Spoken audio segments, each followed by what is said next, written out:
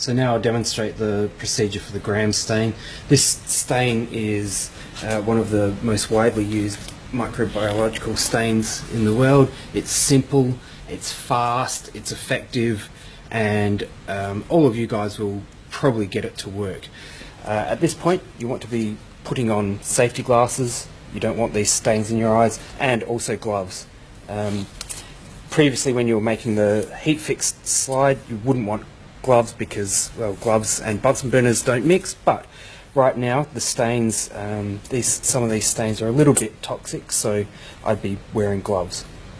Now, if you've got more than one slide to process, I'd get them all done and have them on this apparatus here and process them all at once.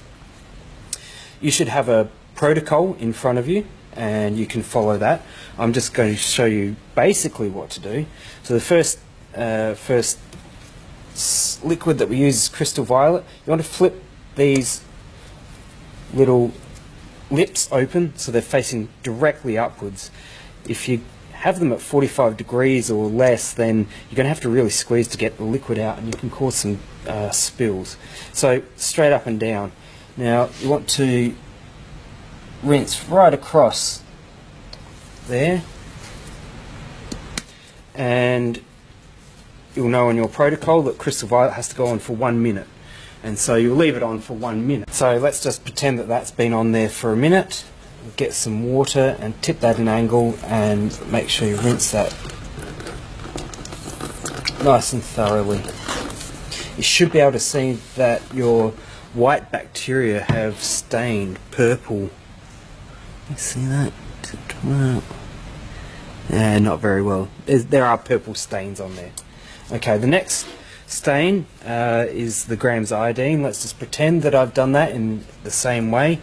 I want to rush through to the very important differential part of the differential stain, which is using the absolute alcohol. Again, pop that lid right up.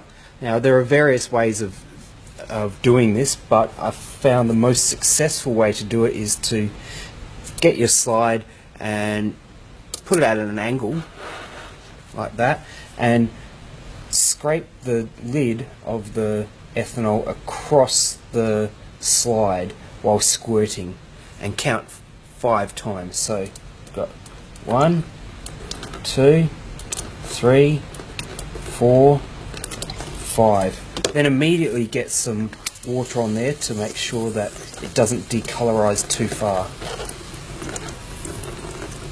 So that 5 strips of ethanol is enough to be differential for the stain. The last part is to counterstain with safranin, and you can follow the instructions for that. Once you've completed that, you should get a little bit of paper and dry the bottom of the slide, because you want to be putting this onto a microscope for viewing, and so get the slide and just wipe the bottom so it's nice and dry. You can also pat the top dry, but don't wipe that, otherwise you'll wipe bacteria off. And that's your Gram stain. Just remember, if you are marking these with textures with your to identify them, the ethanol will wash the texture off, so you'll need to identify them in a different way.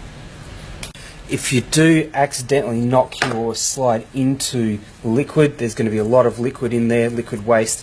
I'd just get my gloved hand in there and pull it out, give it a quick rinse with your water, and simply keep going with the Gram stain, because this staining technique is just so robust and so well tolerated that should still work.